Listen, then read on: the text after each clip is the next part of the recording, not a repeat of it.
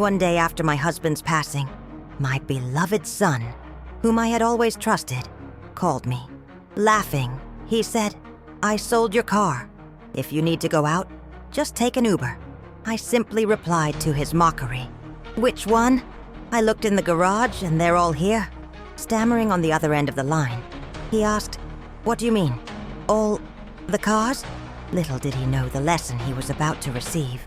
My name is Helen, and at 72, I believed I had seen and felt everything life has to offer. The joy of a child's birth, the deep sorrow of a husband's passing, the serenity of days that unfold in a predictable and comforting routine. I live in a modest apartment, surrounded by the photographs that tell my family's story and the scent of lavender that has always calmed my heart. To my neighbors, I'm just a white-haired lady who tends to her rose bushes on the balcony and offers a gentle smile in the elevator.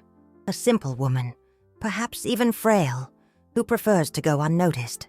But behind this facade of simplicity, I guard a mind that has never stopped calculating, observing, and a strength that was forged in the fire of hardship. A determination my late husband, Roberta, used to call my will of iron. However, every fortress has its weak point, and mine has always had a name. Richard, my only son. My almost obsessive need to protect him, to smooth over the rough edges of his mistakes, to be his safe harbor even when he was the storm, had become my greatest weakness. And it was on a Tuesday morning, with the sun streaming through the kitchen window and warming my teacup, that this weakness was thrown in my face with the cruelty of a stone. The phone rang, his name flashing on the screen, and I answered with my heart already tight in my chest, as it always was. His voice on the other end didn't have the warmth of a son calling to check on his mother. It was cold, rushed, laced with that impatience I had learned to recognize as the prelude to a new problem. "Mom," he said, without so much as a "good morning. Listen, I gotta be quick. I sold your car." The world stopped. The chirping of the birds outside, the ticking of the clock on the wall, everything faded away. I felt my blood run cold, the teacup trembling in my hand. That car, a blue sedan Robert had given me on our last wedding anniversary, wasn't just a pile of metal and bolts. It was my freedom. It was the vehicle that took me to the cemetery every Wednesday to talk to my husband, to bring him fresh flowers. It was my independence to go to the grocery store, the pharmacy, to visit a friend. Richard knew all of this. He knew about the Wednesday ritual, about how vital that car was to my sanity, to my dignity. But his debts, which I suspected were far greater than he ever admitted, had turned him into a stranger, a desperate man blind to the pain he caused. My voice, when I finally found it, came out surprisingly calm, almost a whisper, a forced serenity that masked the tempest building inside me. "But which one, dear?" I asked, placing the cup on its saucer with deliberate care. I glanced out the kitchen window, toward the building's parking garage, as if I could see through the concrete walls, because I looked down there, and all the cars are there. On the other end of the line, the silence was absolute, heavy, charged with an electricity I could almost feel. The arrogance in his voice dissolved, replaced by something that sounded like pure, genuine confusion. He stammered, the words tripping over each other. "What do you mean? All the cars? Mom, what the hell garage are you talking about?" A tired, sad smile formed on my lips as I listened to his confusion. He, who always thought himself so clever, so ahead of everyone, was completely lost by a single sentence. "I'm talking about our building's garage. Richard, where else? The blue sedan isn't here, but the rest of the old junk pile, as you like to call it, is right where it's always been." My calmness seemed to irritate him even more. He regained his composure, his voice dripping with condescension. "Mom, stop this nonsense talk. There is no rest. There was only the sedan, and I sold it. I needed the money, okay? End of story. If you need anything, I already told you. Get an Uber." And he hung up. The silence that followed was more deafening than any scream. I stood there in the kitchen, phone in hand, staring into space. The betrayal was like acid eating away at me from the inside. It wasn't about the money, or even the car itself. It was the act, the coldness, the way he had ripped out a piece of my memories and sold it like trash. I remembered the day Robert handed me the keys. His eyes shone brighter than the new paint. "Take good care of our freedom, my love," he'd said, kissing my forehead. "So you can go wherever you want, whenever you want." And now, that freedom had been taken from me by our own son. 2 hours later, the doorbell rang. I knew it was him. My heart gave a foolish leap of hope. Maybe he had come to apologize. I opened the door, and the hope died instantly. Richard wasn't alone. Beside him stood Patricia, his girlfriend, a woman with a gaze as cold as the jewelry she wore. She peered over my shoulder, assessing my small apartment with thinly veiled disdain. "Mom," Patricia came with me. "We need to talk," he said, walking in uninvited. They sat on my couch, the same couch where I had rocked him to sleep so many nights. I remained standing, feeling like a stranger in my own home. "Who did you sell it to? Richard?" I asked, my voice firm. He hesitated, exchanging a quick glance with Patricia. "To a lady, Mrs. Gable, an acquaintance. Don't worry about it." "And how did you sell it without my signature on the title?" I pressed on, each word measured. It was Patricia who answered, with a smile that didn't reach her eyes. "Your mother's getting a little forgetful. Richard, darling. I'm sure she signed it and just doesn't remember." Her insolence made my blood boil, but I maintained my composure. I looked directly at my son. "I signed nothing." Richard stood up, his impatience overflowing. "Mom, that's enough. I handled it, okay? I did what had to be done. I just came to get the spare key and the paperwork to give to the new owner." He walked to the small chest where I kept important papers. I didn't move. I just watched him, my heart breaking into 1,000 pieces. He found what he was looking for and turned to leave. I stopped him by the door. "I need my house key. Richard." He looked at me, and for the first time, I saw something in his eyes that wasn't just greed or impatience. It was a cold calculation, a decision that had already been made. "Mom, you're very agitated, very confused," he said, his voice taking on a falsely paternalistic tone. "I think it's best if you stay home and get some rest, for your own safety." He took my keyring from his pocket, removed the apartment key, and pocketed it. "I'll hold on to this for a few days, just to make sure you don't do anything foolish." And with that, he and Patricia left, pulling the door closed behind them. I heard the unmistakable sound of the key turning in the lock from the outside.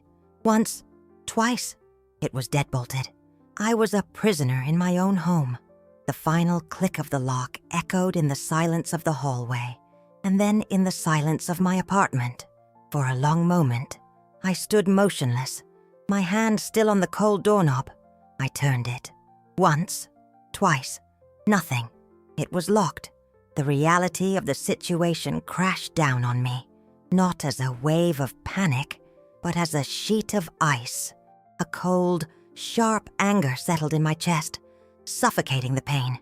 This was no longer about a car. It was about power, about erasing me. Richard no longer saw me as his mother. He saw me as an obstacle, a safe he couldn't find the key to. I stepped away from the door and walked slowly through the living room. My home, my sanctuary, suddenly felt like a gilded cage. Every object, every photograph, every book on the shelf seemed to mock me. I remembered a night, more than 30 years ago, when Richard, as with a high fever, clung to my hand and whispered, "Mommy, stay here with me. Don't leave me alone." I spent the entire night in an uncomfortable chair by his bed, his small, hot hand in mine, feeling his every breath. Where was that little boy? In what dark corner of life had I lost him to this cold, calculating man who would lock me in my own home. I went to the window and looked down at the street. Life went on below. Indifferent to my private drama, I saw Mrs. Miller, my neighbor from the second floor, watering her geraniums with maternal care. She glanced up at my window and waved with a smile. I waved back, forcing a smile that felt like it was tearing the muscles in my face. My first impulse was to scream, to call for help, but shame paralyzed me. How could I explain?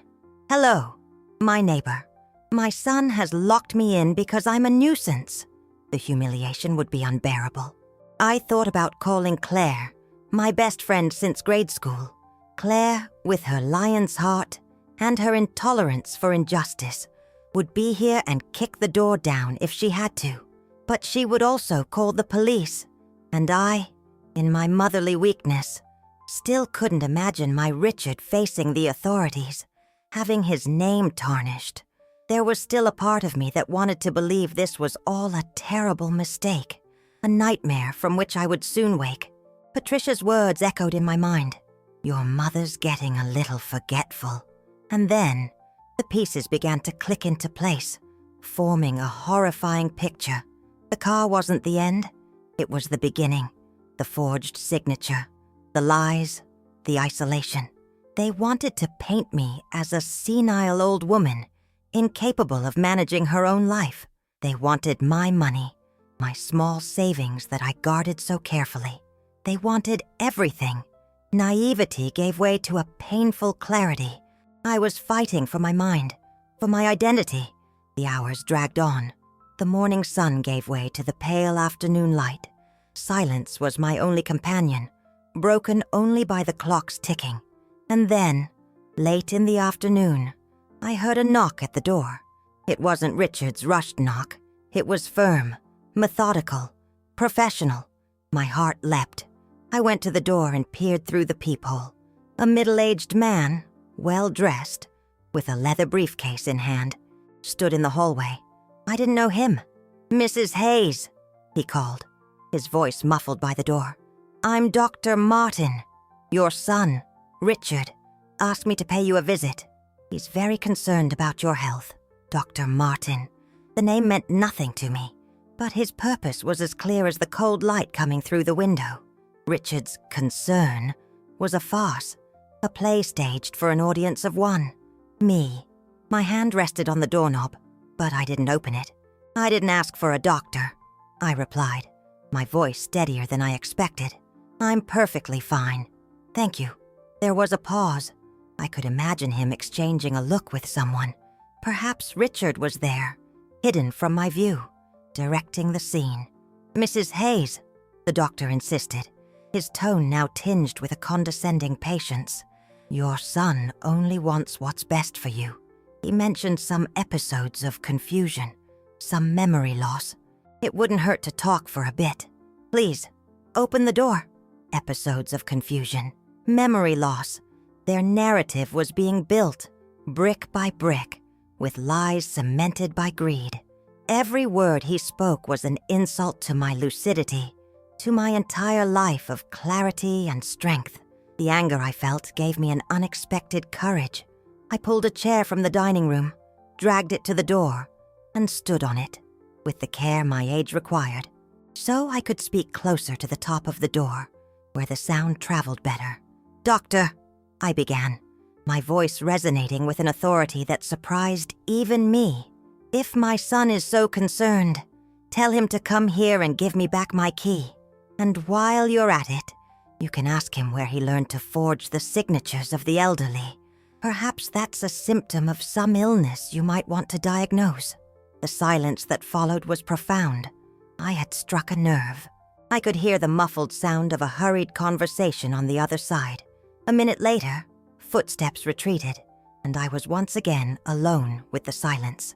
I stepped down from the chair, my body trembling slightly, not from fear, but from adrenaline. The battle had begun. The rest of the day passed in a fog of anxiety. As night fell, Richard returned, this time, alone. He unlocked the door and came in with a plastic bag from a fast food restaurant. He placed it on the kitchen table. "Brought you dinner," he said, avoiding my gaze. You shouldn't have bothered, I replied coldly.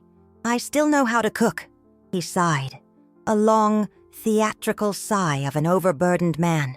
Mom, why do you have to make everything so difficult? Dr. Martin is an excellent professional. He just wanted to help. Help me with what, Richard? Help me sign the papers that give you control over everything I own. He finally looked at me. The mask of the worried son fell away, revealing the face of a desperate man. I'm in trouble, Mom. Mom! Serious trouble. The people I got mixed up with don't mess around. I need money, and I need it now. And stealing from your own mother seemed like the most dignified solution, I asked, the pain lancing through my voice. It's not stealing. It's a loan. I'll pay it all back. I swear. His promises were empty, worn out from use. I had heard them countless times before. Each broken promise was another crack in my heart. He saw that his words weren't convincing me.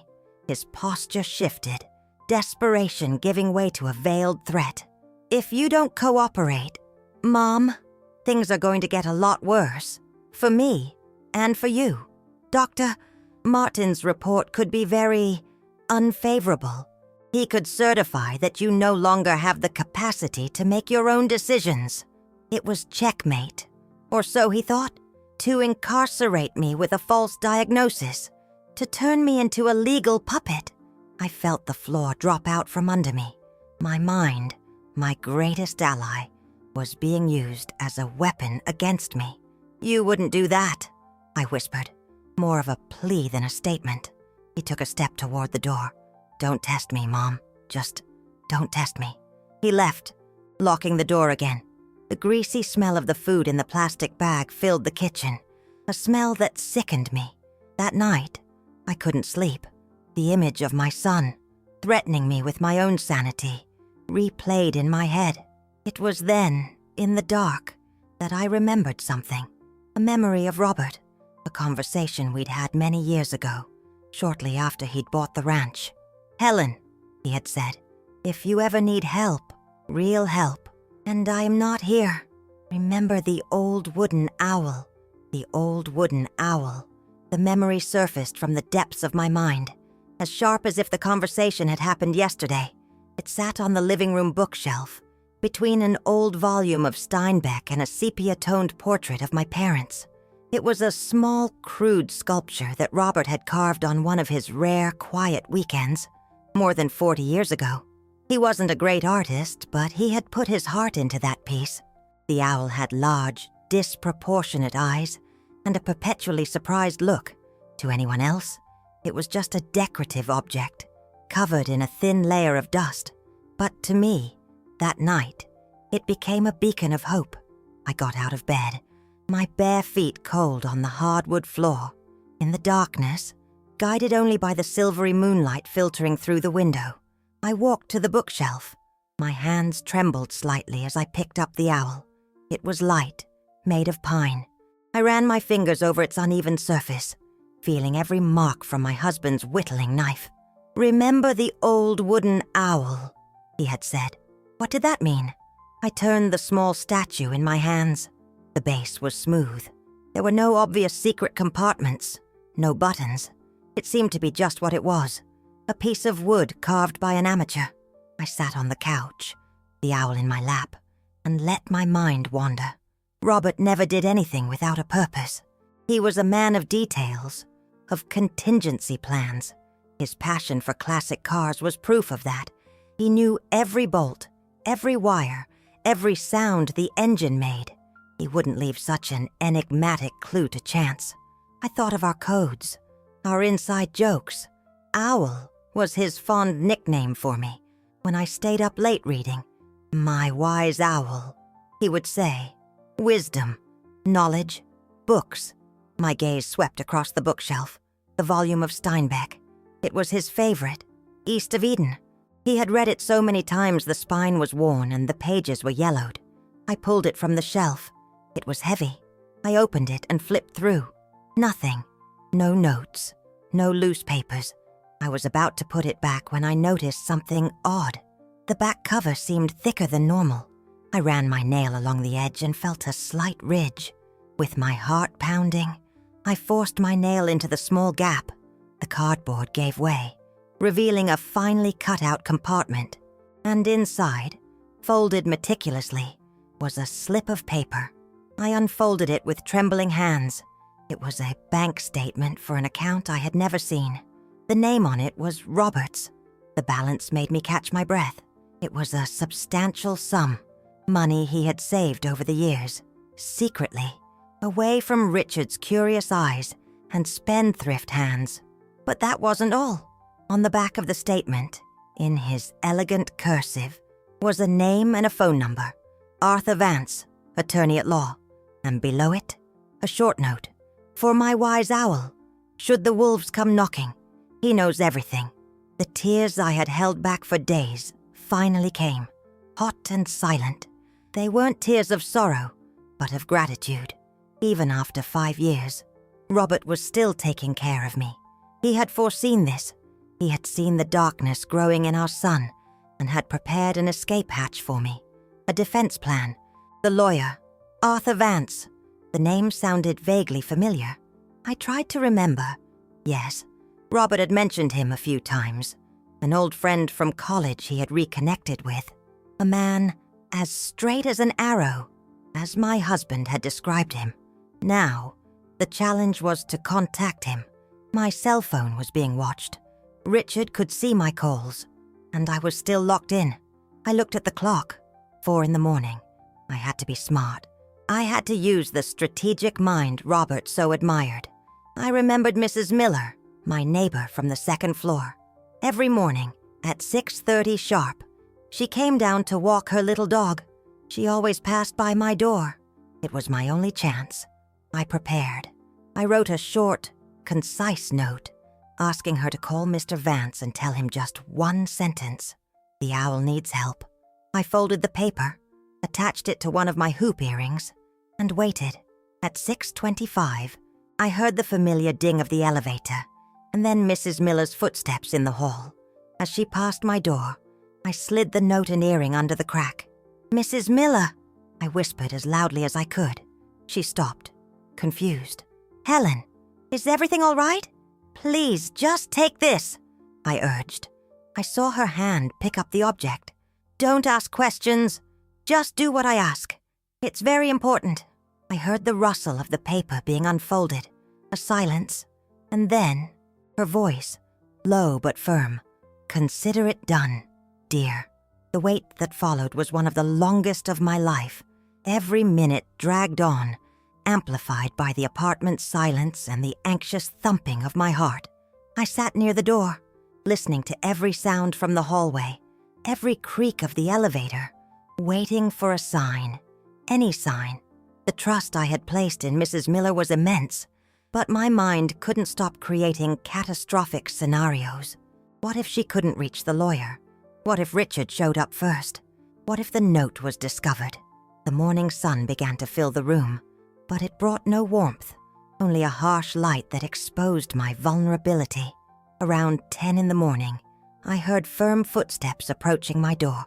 They weren't Richard's rushed steps, nor Mrs. Miller's hesitant ones. They were the steps of a confident, determined man. I held my breath. The doorbell rang. A clear, assertive sound. I peered through the peephole. A tall man with graying hair and a calm face stood in the hallway. He wore an impeccable suit and held a leather briefcase.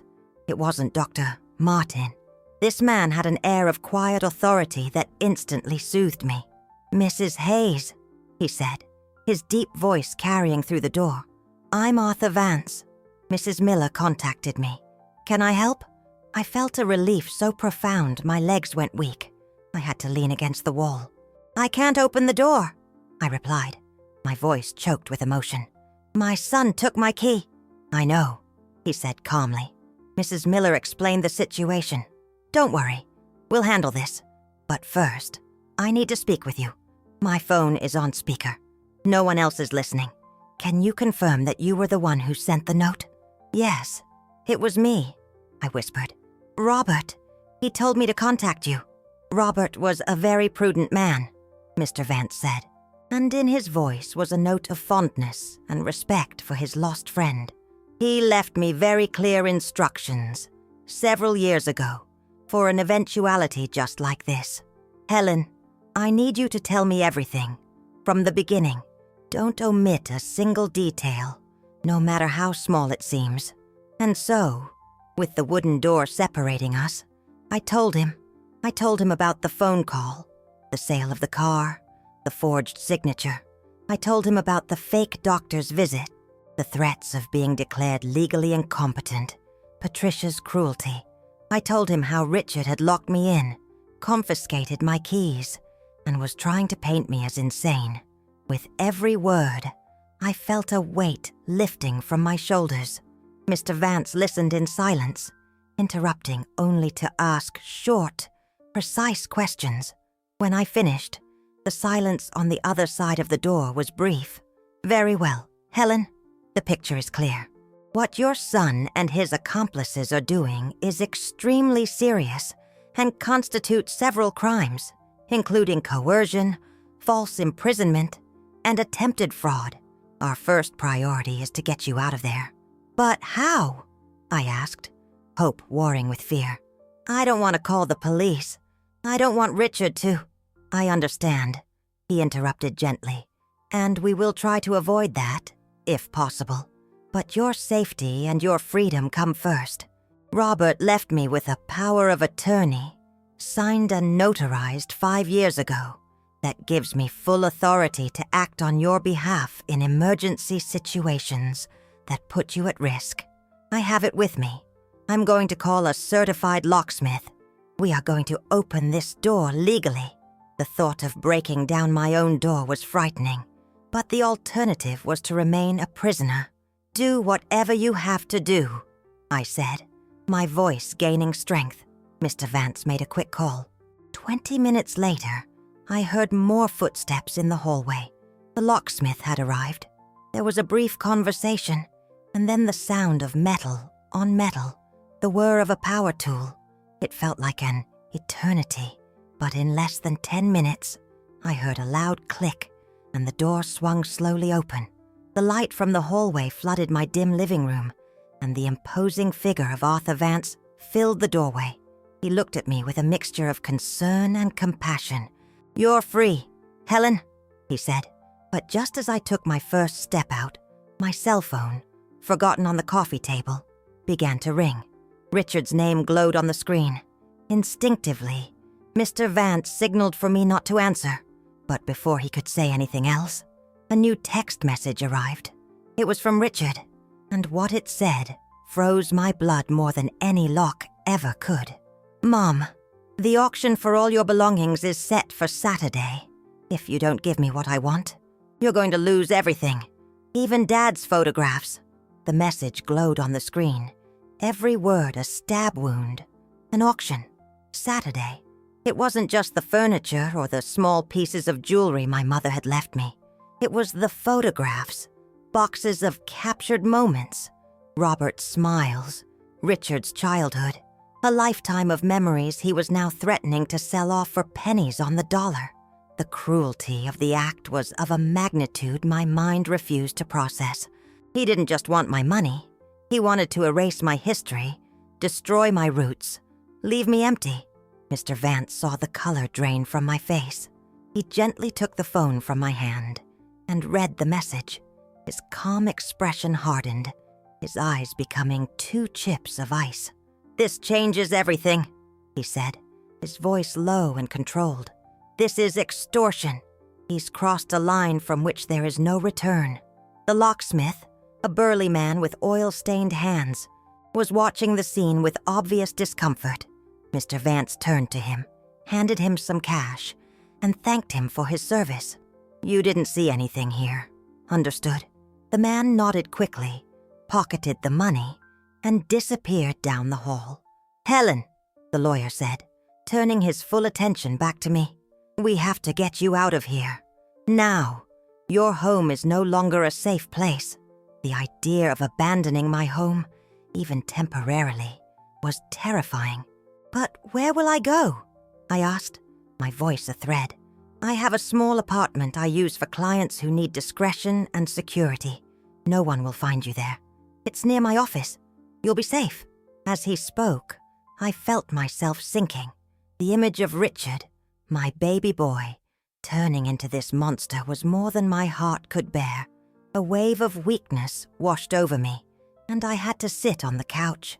Mr. Vance sat beside me, his presence calm and reassuring. "Helen," he began, in a softer tone, "Robert told me a lot about you, about your strength, your intelligence. He knew that if anyone could handle a situation like this, it was you. He only asked me to give you the right tools." His words were like a balm. He didn't see me as a helpless victim, but as the strong woman my husband had always seen. I took a deep breath, trying to find that strength within myself. "What did Robert tell you?" I asked, curious. A small smile touched the lawyer's lips. "He told me that Richard had inherited your stubbornness, but not your wisdom. And he told me that one day, your greatest asset would be something Richard never valued, something he didn't even know existed." Suddenly, the fog in my mind cleared.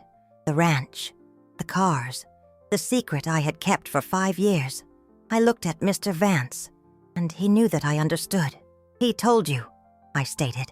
"He told me everything," the lawyer confirmed. "The property upstate, the collection, all the documents are in my possession, in a safe deposit box. Richard has no idea." This was the turning point. The revelation crackled in the air between us, charged with possibilities. For years, I had seen that collection as a sanctuary, a private and painful connection to my husband. I had never considered it a weapon, a shield. But now, faced with the threat of losing everything I held dear, my perspective shifted. Those cars weren't just memories.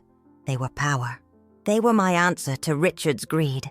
The weakness gave way to a cold determination. I stood up, my posture straighter. "What are we going to do, Mr. Vance?" He stood as well, his face mirroring my newfound resolve. "First, we get you to safety. Then, we let your son proceed with his plan. Let him organize his auction. Let him think he's winning." His pause was dramatic, calculated. "And then, Helen, we will show up, and we will give him the surprise of his life." The idea was bold, almost theatrical, but it lit a flame inside me, the flame of justice, perhaps even a little bit of revenge. This was no longer just about defending myself, but about teaching my son a lesson he would never forget. "I just need to grab a few things," I said, my mind working quickly. I went to my bedroom and packed a small bag. I didn't just pack clothes. I went to the bookshelf, took the small wooden owl, and carefully placed it between some sweaters. Then, I went to the chest where I kept documents and removed a folder. It wasn't insurance policies or deeds. It was the photo albums, the very ones Richard was threatening to auction. When I returned to the living room, Mr. Vance was on the phone, speaking in a low voice. He hung up when he saw me. "All set. The car is waiting for us in the garage." As we left the apartment, leaving the door unlocked and the broken deadbolt behind, I didn't look back. I was walking into a battle, but for the first time in days, I felt I had the right weapons to fight it. What I didn't know was that as we headed to the garage, my daughter's boyfriend, the ambitious lawyer, was watching us from his car window across the street, his cell phone pressed to his ear. Mr. Vance's safe apartment was the opposite of my home. It was impersonal, modern, with minimalist furniture and white walls, stripped of any memories. There was no familiar scent of lavender, no warmth from time-worn rugs. It was a sterile refuge, but it was exactly what I needed, a neutral space to think, to regroup. I spent the first night wide awake, not from fear, but from a feverish energy coursing through my veins, sitting by the window, watching the lights of the never-sleeping city. I opened the photo albums. Images of the past paraded before my eyes. Richard, a rosy-cheeked baby in my arms, a little boy learning to ride a bike, his father running alongside him, a self-conscious teenager in his prom tuxedo.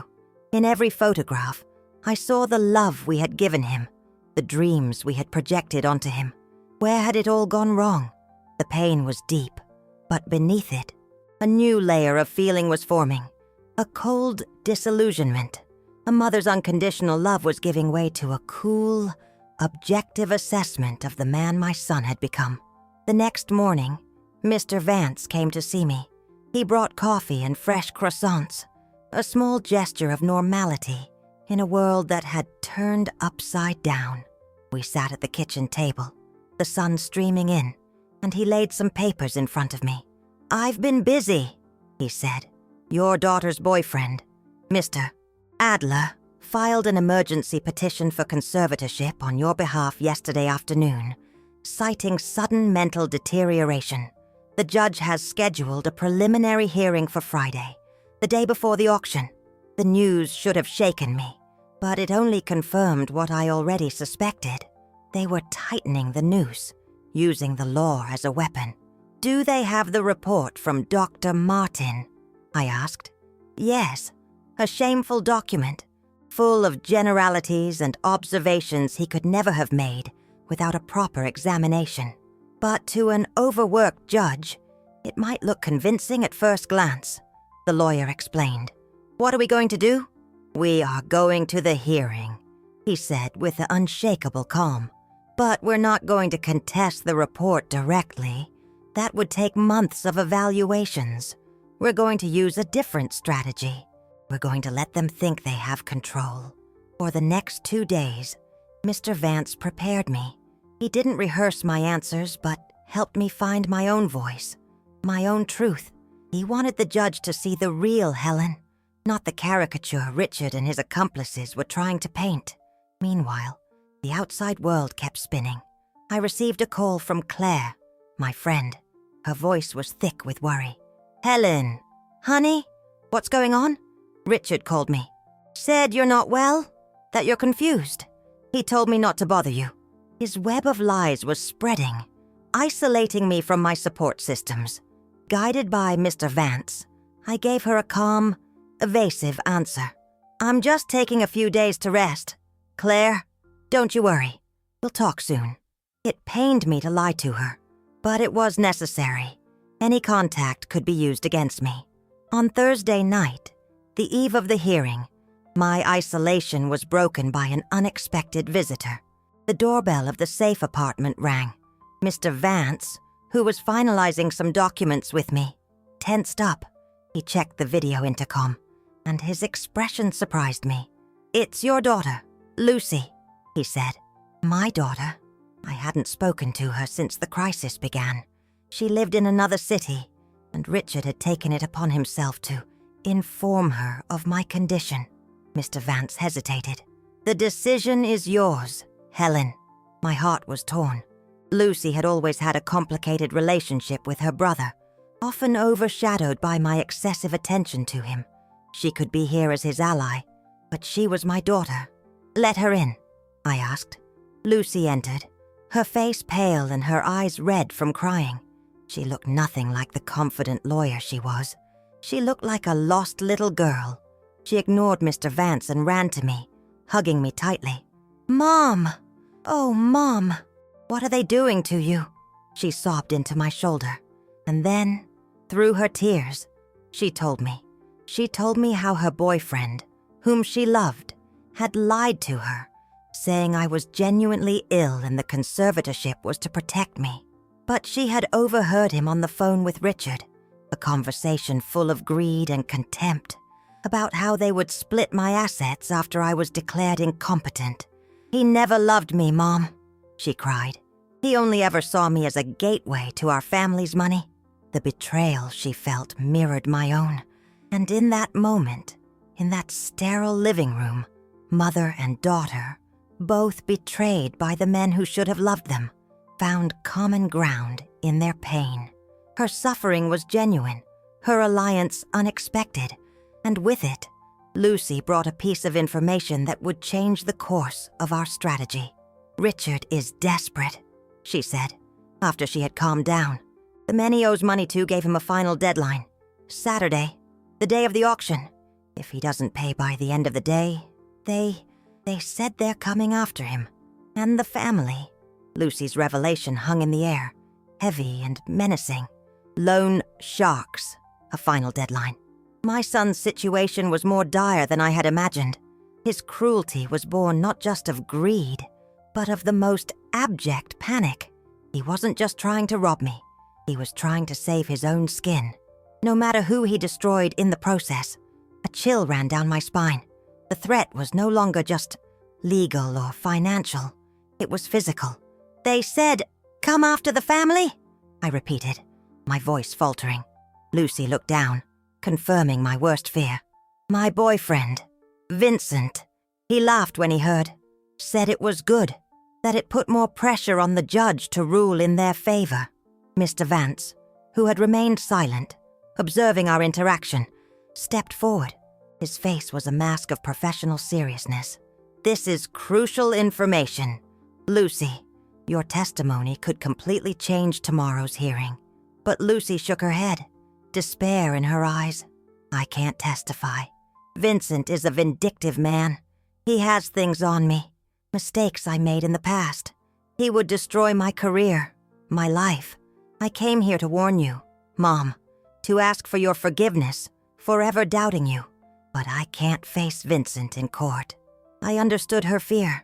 My daughter was trapped in her own web of bad decisions, and I couldn't blame her for wanting to protect herself. I placed my hand on hers. "It's all right, my dear. You've done so much just by coming here." After Lucy left, promising to keep silent and cut all ties with her boyfriend, Mr. Vance and I were alone again. The atmosphere was charged. "Our strategy has to change," he said, pacing. "The threat from your son's creditors adds a layer of urgency and danger we can't ignore. We can't simply wait for the auction." "What do you suggest?" I asked, my mind struggling to keep up with the twists and turns. "Tomorrow, at the hearing, we will let them present their case. Vincent will paint a picture of you as a frail, confused elderly woman. Your son will play the part of the devoted, concerned son, and we are not going to fight it. On the contrary." He stopped and looked at me. "You are going to agree with them." I stared at him, aghast. "Agree? You want me to tell the judge I'm senile?" "Not exactly," he continued, a shrewd glint in his eye. "You will appear confused. You will hesitate. You will give vague answers. You will play the part they've written for you. You will make the judge believe that they do, in fact, have reason to be concerned. We are going to give them a false sense of victory." The idea was repulsive, to pretend to be weak, to allow them to humiliate me publicly. It went against everything I was. "Why?" I insisted. "Because if they win the preliminary hearing, the judge will likely grant Richard a temporary conservatorship until a full evaluation can be done. He'll get limited access to your accounts, enough to pacify the creditors. He will relax. He will let his guard down. And it is in that moment of arrogance that we will strike." The plan was risky, psychologically draining, but I saw the logic behind it. It was a trap, a chess game where I would sacrifice an important piece, my pride, to set up the final checkmate. I spent the rest of the night preparing for the most difficult role of my life, not that of a mother, nor a widow, but of a shadow of my former self. The next morning, in the courthouse, the atmosphere was cold and intimidating. I sat beside Mr. Vance, my hands clasped in my lap to hide their trembling. Across the room, Richard, Vincent, and Patricia formed a united front. My son wouldn't look at me. Patricia was smiling with an air of triumph. Vincent radiated professional arrogance. When the judge called on me to speak, I rose slowly. Mr. Adler began the questioning, his voice slick and condescending. "Mrs. Hayes, is it true that you've recently had trouble remembering important events?" I took a deep breath and looked at the judge, my eyes blinking as if I were struggling to focus. I don't know. Sometimes things get a bit foggy. Every word was a piece of my dignity being stripped away. I kept up the act, stumbling over words, appearing lost. I saw the look of pity on the judge's face. I saw the victorious smirk spread across Vincent's. And I saw, for a brief instant, a gleam in my son's eyes. It wasn't concern. It was the cold, metallic glint of triumph. He had won. Or so he thought. Leaving that courtroom was one of the hardest things I've ever done. Each step felt like it weighed a ton. The humiliation was a coarse blanket on my shoulders. Down the hall, I heard Patricia's exultant voice. "That was easier than I thought. She didn't even put up a fight." Richard mumbled something in response, and the sound of their laughter echoed behind me, each chuckle a tiny shard in what was left of my heart. Mr. Vance placed a firm hand on my shoulder, guiding me out of the building. He said nothing until we were in the car. "You were magnificent, Helen," he said, his voice filled with a respect that contrasted violently with the contempt I had just endured. That was the bravest performance I have ever seen. His words didn't erase the pain, but they gave it purpose. I was not a victim. I was a combatant using a tactic of war. The judge, as predicted, granted Richard a temporary conservatorship. He would have control over my immediate finances, my pension account, and the small savings he knew about. The final decision on a permanent conservatorship would depend on a full psychiatric evaluation, scheduled for a month from then. For Richard, it was a total victory. He had what he needed to make a down payment to the loan sharks, to buy himself time. He believed he had neutralized me completely. In the days that followed, I settled into a strange routine at the safe apartment. Mr. Vance brought me updates. Richard had made a large withdrawal from my account. As expected, the auction of my belongings had been canceled. For now, he no longer needed that money so urgently, and Vincent had probably advised him not to look too greedy before the final evaluation. They were playing the long game, convinced the ultimate prize was already theirs. My daughter, Lucy, called me every day. Guilt was eating away at her. She had ended her relationship with Vincent tempestuously, and in revenge, he had started spreading malicious rumors about her in legal circles. Her pain was an echo of mine. We had both been betrayed, and our once distant relationship began to strengthen in the ashes of that shared suffering. "Mom, I want to help," she said in one of our calls, her voice filled with a new determination. "I'm a lawyer. There might be something I can do." It was then that an idea began to form in my mind, an idea that involved not just justice, but also redemption. "There is something you can do." "Yes, my dear," I replied. On Wednesday, a week after it all began, I knew what I had to do. It was the day to visit Robert. The tradition had been broken the week before, and the absence weighed on my soul. I asked Mr. Vance to take me to the cemetery. He hesitated, worried for my safety, but I insisted. "It's non-negotiable," I said. The cemetery was quiet, the crisp morning air carrying the scent of damp earth and flowers. I walked slowly along the gravel paths, Mr. Vance keeping a respectful distance. When I reached Robert's grave, I knelt and wiped the marble headstone with a cloth. I placed a bouquet of white lilies, his favorite, and then I talked to him, silently. I told him everything, about the pain, the betrayal, the fear, and about the strength I was discovering in myself, a strength he always knew I had. I asked his forgiveness for not seeing what Richard was becoming, and I asked him for a sign. As I stood to leave, my gaze was drawn to the grave next to his. It belonged to an elderly couple, the Fishers. I remembered them from our old neighborhood, and then I read the name of their son, engraved below his parents, "Beloved son, Dr. Manuel Fisher." Dr. Fisher. The name sparked a light in my memory. He was a renowned psychiatrist. Robert had mentioned him once, with great admiration. An idea, once a seed, began to sprout, to take root. I returned to the car with a new energy. "Mr. Vance," I said, as soon as he started the engine. "The psychiatric evaluation the court scheduled. Who is the doctor?" He consulted his papers. "A Dr. Klein, appointed by the court. I want a second opinion," I announced. "I want to be evaluated by Dr. Manuel Fisher." Mr. Vance raised his eyebrows, surprised. "He's one of the best in the country, Helen, and notoriously difficult to get an appointment with. And expensive." "I know," I said, my voice calm but unwavering. "Use the money from the account Robert left me. I don't just want to prove my sanity. I want a report so irrefutable, so detailed, that it completely destroys the one from Dr. Martin. I want their lie to be exposed in a way they can never deny." He looked at me, and for the first time, I saw a genuine smile on his face. "Now," he said, "I'm seeing the wise owl Robert always talked about." What we didn't know was that our visit to the cemetery had not gone unnoticed. Across the street, inside a dark car, Patricia was watching us, her cell phone in hand, snapping pictures. And her calculating mind was already twisting that innocent visit, turning it into one more piece of evidence of my supposed mental instability. Patricia's strategy became clear the next day.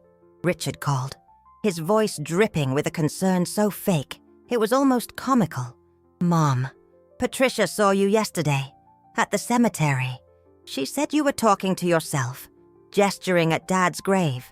Mom, this has to stop. People are starting to talk. You're making things harder on yourself." His attempt at manipulation was transparent. They were building their case, collecting evidence of my dementia to present to the court's evaluator. Instead of anger, I felt a strange calm. They were underestimating me so profoundly.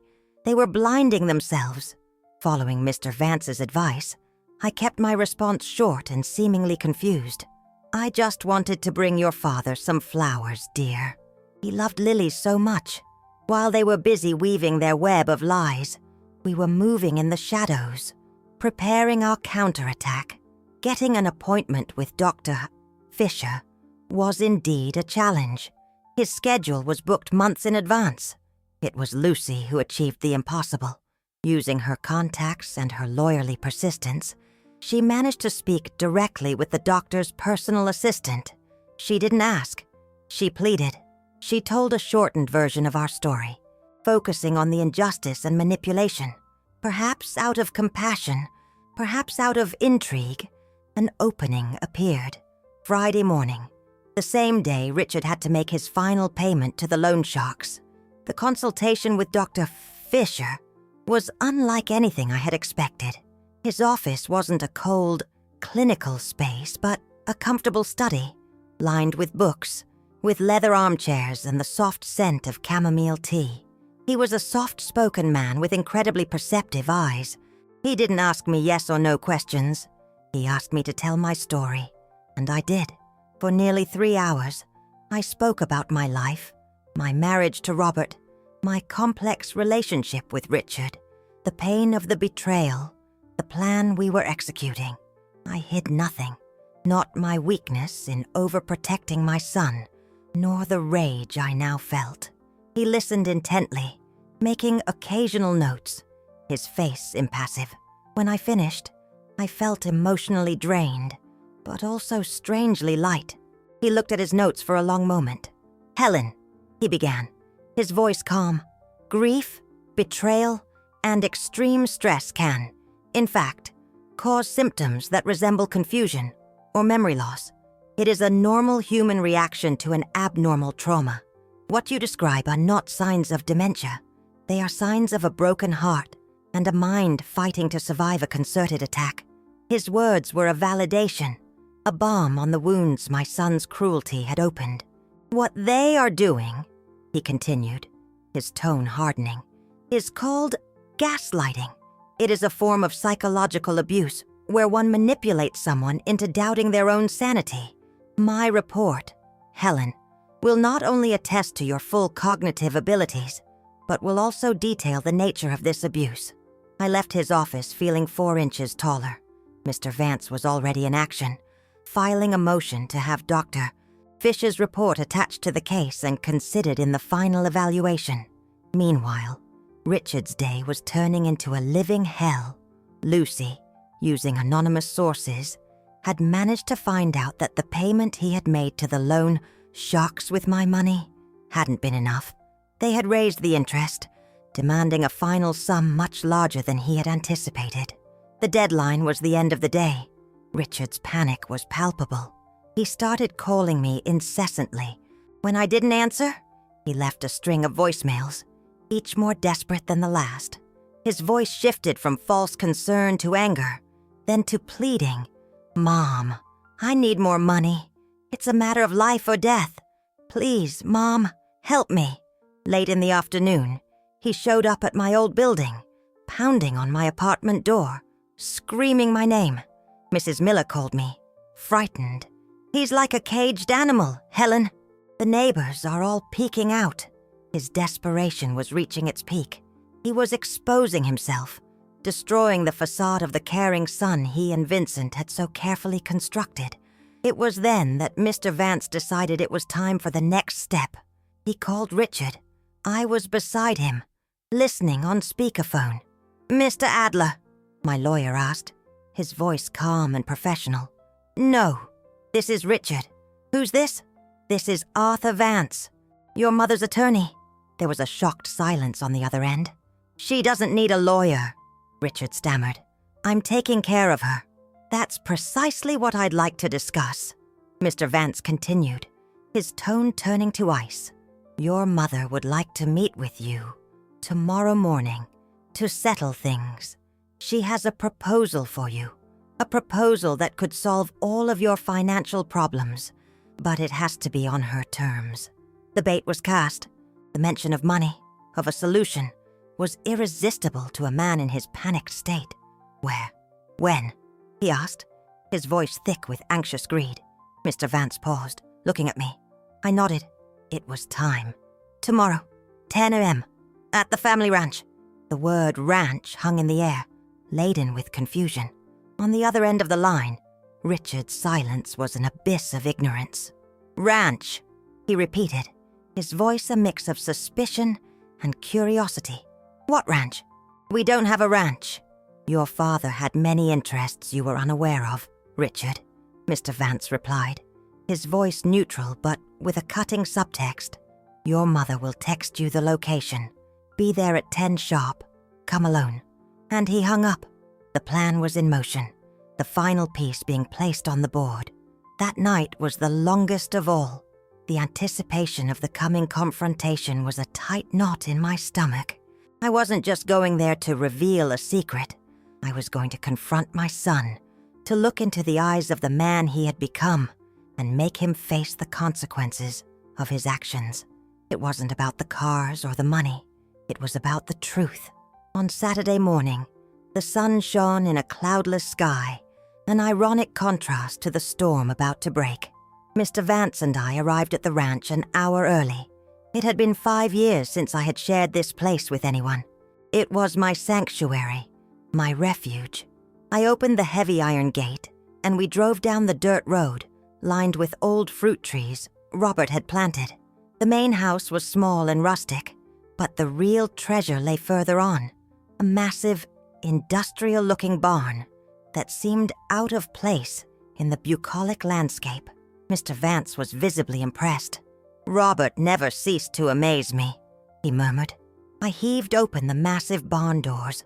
Sunlight poured in, dancing across polished metal curves and gleaming paint.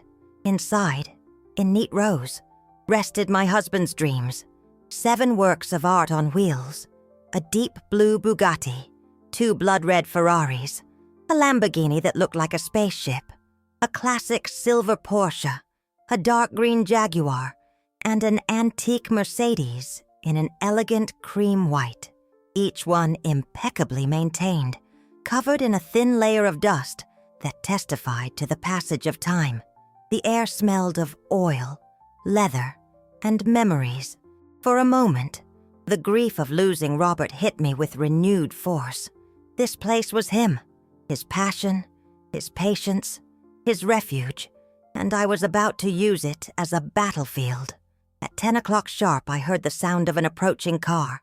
It was Patricia's small SUV, a stark contrast to the slumbering giants in the barn.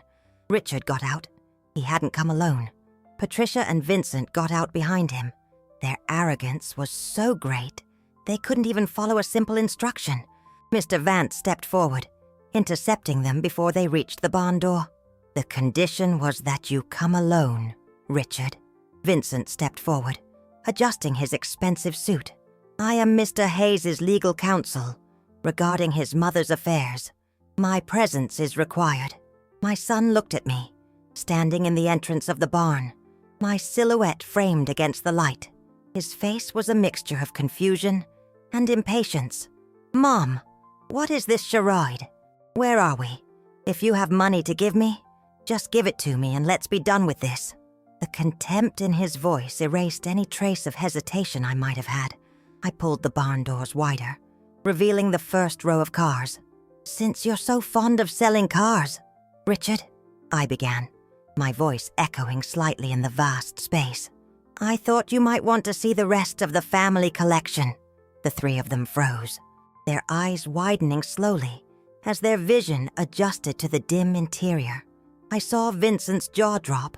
I saw Patricia's eyes flash with a look of pure avarice, her mind furiously calculating the value of what she was seeing. But it was my son's reaction that held me. He was waxen, his lips parted. He wasn't just seeing cars. He was seeing the scale of the lie he had been living. He was seeing the size of the secret I had kept from him. This isn't possible," he stammered, taking a hesitant step inside. He reached out a hand, as if to touch the paint of one of the Ferraris, but stopped halfway. I looked at him, my heart pounding in my chest, a mixture of pain, anger, and a power I never knew I possessed. "This is your father's legacy," I said, my voice now firm as steel. "And this, my son, is the inheritance you just lost." The silence that fell in the barn was thick, heavy, broken only by the distant song of a bird outside. My words hung in the air, and I watched them hit my son with the force of a physical blow. The color drained completely from his face. He looked from the cars to me, his eyes wide with a mixture of disbelief and a dawning horror, as if he were seeing a ghost. Patricia and Vincent, on the other hand, recovered quickly from the initial shock. Their greed was a force of nature. "Inheritance," Vincent said, his tone attempting to be professional, but his voice trembled slightly with excitement. "Well, technically, as your mother's temporary conservator, Richard has the responsibility to manage all of her assets, including this." He gestured around the barn, a predatory smile spreading across his face. It was Patricia who gave voice to their shared thought. "We're rich, Rick," she squealed, grabbing my son's arm. "Forget the loan sharks. This solves everything. We could sell just one of them and—" She was cut off by Mr. Vance's calm, glacial voice. "I'm afraid you're mistaken." He took a folder from his briefcase and opened it. "Robert was a very meticulous man. He left a very specific will. This property, and everything in it, is not part of the regular marital estate. These assets were placed in a trust fund in Helen's name, a trust with very strict clauses." He paused, looking directly at Vincent. "Clauses which stipulate that, in the event of the beneficiary's legal incapacitation, management of the trust immediately passes not to the conservator, but to an administrator appointed by Robert himself. And that administrator is me." Vincent's smile vanished, replaced by a mask of impotent fury. Patricia looked from one lawyer to the other, her mind scrambling to process the information. "And there's more," I said, stepping forward, feeling the solid ground beneath my feet. "I was going to give you these cars, Richard, one by one. As you showed maturity, responsibility, they were meant to be your future, the future of your children, if you ever had them. A gift from your father, delivered through me." Tears began to stream down my son's face. They weren't the tears of remorse I had longed to see. They were tears of frustration, of loss, of anger at being deceived. "You lied to me," he screamed, his voice breaking. "My whole life, you let me think we were scraping by, that we had to struggle for everything. Your father wanted you to learn the value of hard work, not the value of money," I countered, my own voice rising. "He wanted you to become a man on your own merit, not because of what you stood to inherit. But you never wanted to learn. You only ever wanted the easy way out." The argument was cut short by Patricia. The mask of the loving girlfriend fell away, revealing the ugly, calculating face beneath. "So that's it," she said, turning on Richard with contempt. "There's no money. You promised me. You said your mother was some rich, senile old woman we could easily fleece. And you idiot, you didn't even know about the fortune she was hiding. You're useless." The torrent of insults hit Richard harder than my words had. He stared at her, shock turning to revulsion, as he saw her true nature exposed. Vincent, realizing the ship was sinking, tried to save himself. "I was misled," he said, addressing Mr. Vance. "I was simply acting in my client's best interest, based on the information he provided me." Mr. Vance gave a chilling smile.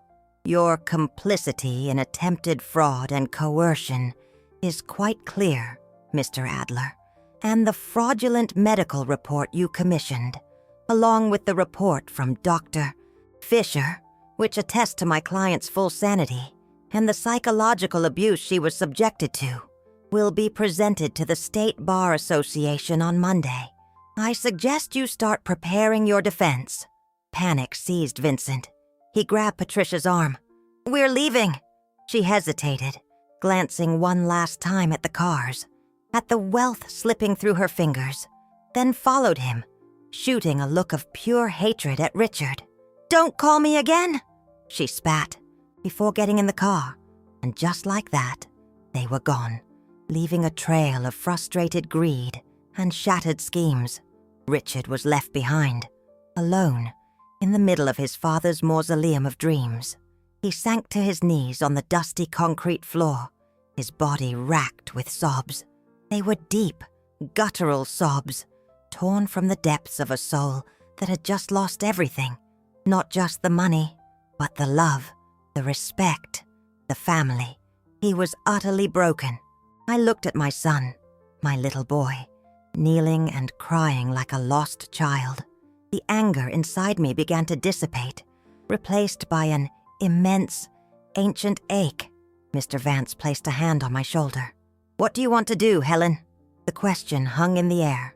Justice had been served. The villains had been exposed. But before me was my son, broken, vulnerable, and for the first time in a very long time, I didn't know what to do. I walked slowly toward him, my steps echoing in the barn's silence. I knelt in front of him on the cold, dusty floor, my 72-year-old body protesting, but I needed to be on his level, to look in his eyes, not down at him. I placed my hand on his hair, just as I did when he was a boy waking from a nightmare. He flinched at my touch, as if he felt unworthy of it. "Richard," I whispered, my voice soft. He looked up. His face was streaked with tears and dirt. The arrogance, the cruelty, it was all gone. In its place, I saw the face of a lost, terrified, and, for the first time, truly repentant man. "Mom, forgive me," he sobbed, his voice choked. "I was a monster. I don't deserve anything, least of all your forgiveness. I destroyed everything." His words were genuine. The pain in his eyes was not for the lost inheritance, but for the realization of the evil he had done, the pain he had caused me. In that moment, I saw again the vulnerable boy I had raised, not the greedy man he had become, and my mother's heart, which had hardened itself to survive, began to melt. "Forgiveness isn't something you earn, son," I said, wiping his tears with my thumb. "It's something that's given. But trust has to be earned back." Mr. Vance watched from a distance, giving us our space. The decision I made right there, on that dusty floor, was not a logical one. It was a decision of love, a different kind of love, however. No longer the blind, enabling love that had led him down this path, but a tougher, wiser love, a love that demanded accountability. In the days that followed, we set the terms. I paid off his debt to the loan sharks, not to save him from the consequences, but to save his life. It was the last bailout. From that moment on, he would be on his own, but not alone. He started therapy, facing his demons of gambling and irresponsibility. He got a job, a modest one at an auto body shop, learning the trade from the ground up. And he started spending his weekends with me, at the ranch, not looking at the cars as a prize, but as a lesson. I taught him what Robert had taught me, about the patience of sanding a piece of metal, the attention to detail needed to tune an engine, the pride of creating something beautiful with your own hands. He learned the value of work, not through lectures, but through the smell of grease and the weight of a tool in his hand.